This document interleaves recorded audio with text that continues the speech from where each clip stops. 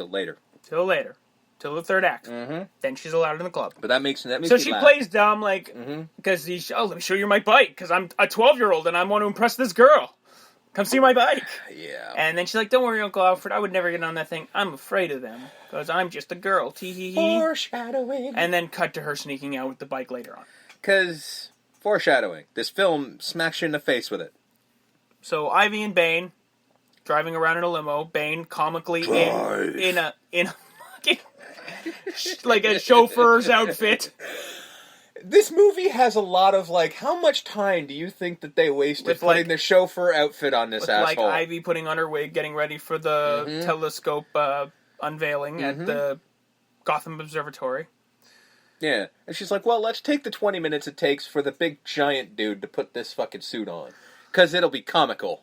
So Bruce is there with his girlfriend. Elle Macpherson. I don't know what her name is, and it doesn't matter. Like, we don't mean that derogatory. No. We truly don't. This character has one scene where she says anything, and frankly, we wish she didn't. So, like, she's a nothing. You think Chase Meridian was one-dimensional. No, this one is a nothing character. Like Selena Kyle or Vicky Vale were one-dimensional. This is not even one dimension. This is nothing. This is just literally a pretty face. Yeah. She has one scene. Who has a couple lines of dialogue. And kinda delivers them badly. And it's a scene that doesn't make sense. When we get there, I will rail on that. She's a model. She shouldn't be acting. It just shouldn't happen. her because she's Elle Macpherson. Because her name is synonymous with... She was extremely famous for being a model at this time. Yeah. I know her name. And I should not know her name because I don't know anything about models. Yeah. So that's how popular. You know who does? George Clooney. That's why she's in this movie. There's actually a thing they said of, like, they asked all the actors, like, what would you like to take home from the set? And all of them were like, oh, Uma Thurman's like, oh, I'd like a t-shirt, and fucking, I think Chris O'Donnell's like, oh, I'd like one of the cars, and George Clooney's just like, I'd like Elle Macpherson. Because that's the Clune dog. And you know what? He probably did. Probably Clune dog. So Freeze is watching a tape, maybe... like one of the very, very, very, very, very few actual like decent scenes in this film where he's like longingly looking at his wife because as much of a fucking ridiculous person Arnold Schwarzenegger is in most of his films, when it really comes down to it, the guy can act. He is capable of acting. He's mostly not given the opportunity, but he is capable of it. There's films out there you can watch, somewhat more recent films, where he's actually been given time to. So he's time. He can emote. Yeah, you have to emote here, Arnold, and he does. Yeah. Like he looks longingly into the video, like, and then he gets super pissed when someone interrupts him. And he freezes the guy. He's like, I hate when they talk during the movie. Yeah. And then this is where, like, because they set up a trap. Batman and Robin set up a trap for Mr. Freeze. Because he needs diamonds to power his suit. Which is stupid, but okay. And what more better than the Wayne diamonds? Yes, because he literally says to Alfred, let's get the Wayne diamonds. I'm like, you don't have fucking diamonds. The fuck, man? Cut to the diamond auction! Yeah. Where they model people going, and then they're bidding on the women. They're bidding on the women wearing the. So I'm like, we're selling women now. Are we selling? We're selling women now. That's what we're doing. Really? Which, by the way, in a movie that actually name checks something like being PC, maybe auctioning off women. I got to tell you, because it's funny. The best idea. This shit doesn't hold up in 2019. It didn't hold up in 1997. No. This was fucking weird. You have these fucking overtly horny businessmen. Yeah. And I bet. $100,000 on the fucking marigold. Oh my god, Jesus Christ, man. Okay. Stop buying women. It's a bad look. Like, there's one thing if it's like a bachelorette auction where you're like, oh, I'm buying a date. No, these were buying the women. Yeah. This is creepy. So 2 monkeys show up, and one monkey does a sexy strip show. Which, by the way, Batman and Robin are at this event. Yep. It's not Bruce and Dick, it's Batman and Robin. Which... okay, so we look at their cheekbones and realize who they are in real life, but let's ignore that for a second. I'm sorry. Batman and fucking Robin are on stage. And the music somehow changes, and you've got a monkey behind you. I don't give a fuck about that monkey in that suit. Whoever the fuck the dude is in that monkey suit, I don't give a shit. Batman and Robin are on stage. I'm paying attention to everything they do. Well, it's on the dude in the monkey suit, because once the monkey suit comes off, it's Uma Thurman. There is a dude in the monkey suit. On the other monkey suit, it's Bane. But, I mean, yeah, okay, so somebody says, okay, pretty girl behind you, I might look. once or Well, twice. you would have But to. there's fucking Batman. But you would have to. Still Batman. Because she does the whole magic sexy dust. That's true, but... And then every man in the room just goes, which I'm like, again, it's Uma Thurman in the 90s. No you didn't dust need the required. Dust. You did not need the dust, I'll tell you that much. No dust required. No. So she hits everybody, and they go over her. So everyone's betting, like, I bet 500,000 on Ivy. Mm-hmm. And then start robbing $1 million, $2 million, $3 million. You don't have the money. I'll borrow from you. $4 million. $5 million. You get the infamous ching, ching. Bat credit card. Now, other people have done that. The Bat credit card makes perfect sense. I'm not going to do it. Go watch Linkara. He can explain it better than I can. But the Bat credit card makes absolute perfect sense. Go look up the internet comic book reviewer Linkara and just literally type in Linkara Bat credit card. He explains it all away. He does it better than I can. The Bat credit card makes sense. It might be the only thing in this fucking movie that makes sense. Except for one thing I noticed on the credit card that nobody pays attention to. It says under expiry date forever. Yeah. Nope. No. That's not a thing. Even for Batman. But a Bat credit card makes perfect sense. Well, it doesn't really because we don't know that Batman's rich. Yeah, but this is him screwing up. This is him screwing up by whipping it out. I guess. You know. Oh, like him... Him flashing the credit card is the mistake. Yeah. But at the same time, he's also probably used that credit card to buy things that he would need, so other people have seen it. So I don't think he cares. I mean, wait a minute. He's got the Batmobile. Clearly the man's got some money. He's got some sort of cash. You know what I mean? I mean, in all fairness, this is all stupid anyway, because if you're looking at him for 5 fucking seconds, it's clearly George Clooney. Yeah. You know what I mean?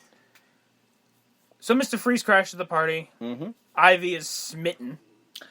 While everyone's smitten with her, she's smitten with Freeze.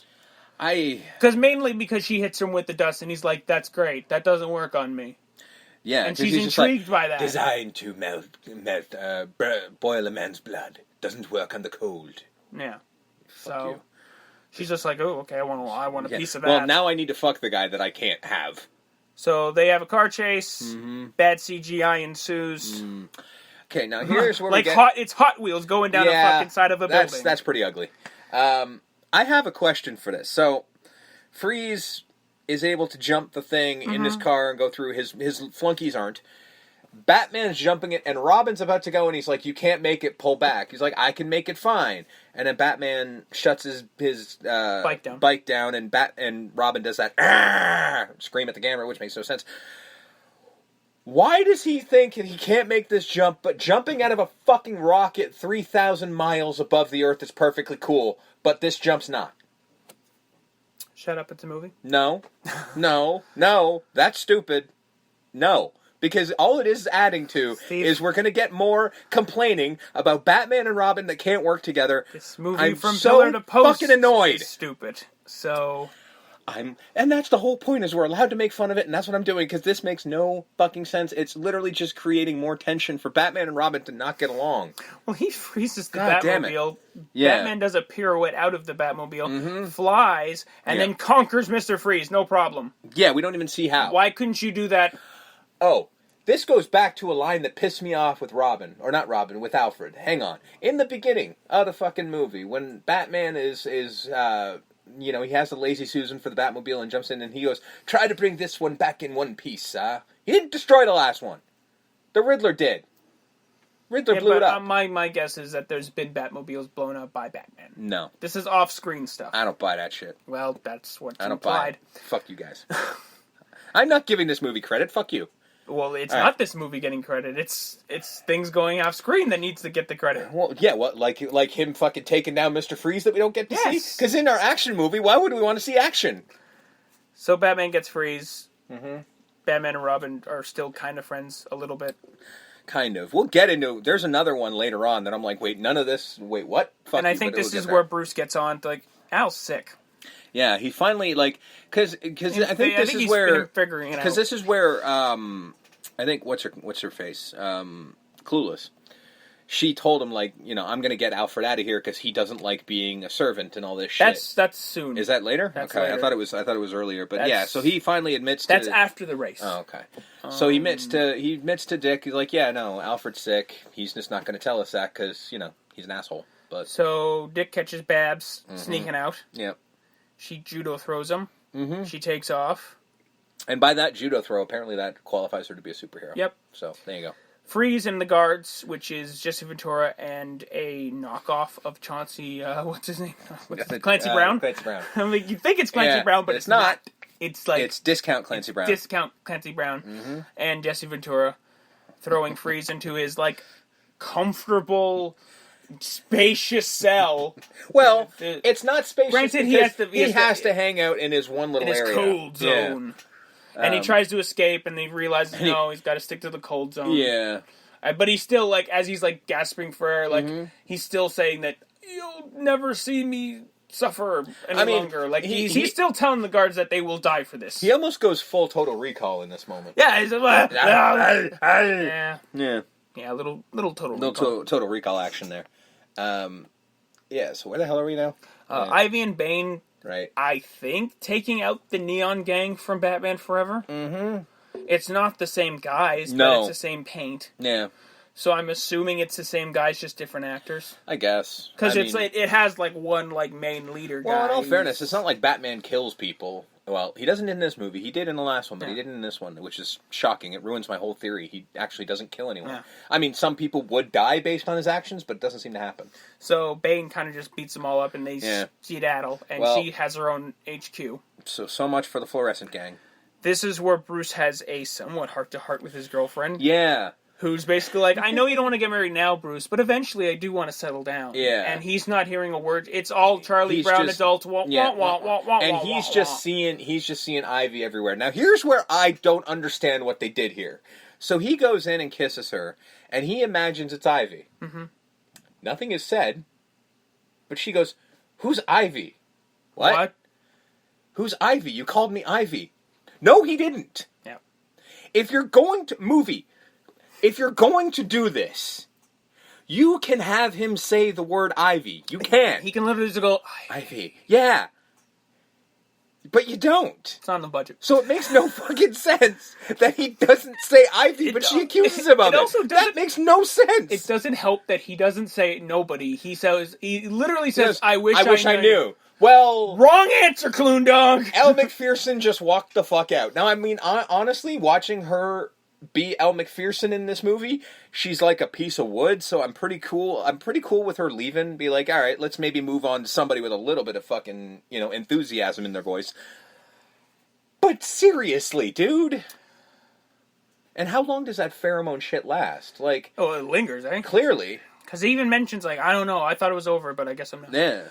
So Dick follows Babs, and she goes to what I can only describe as the wacky races meet the Warriors on crack cocaine. Well, she goes and hangs out with Gangsta's Paradise.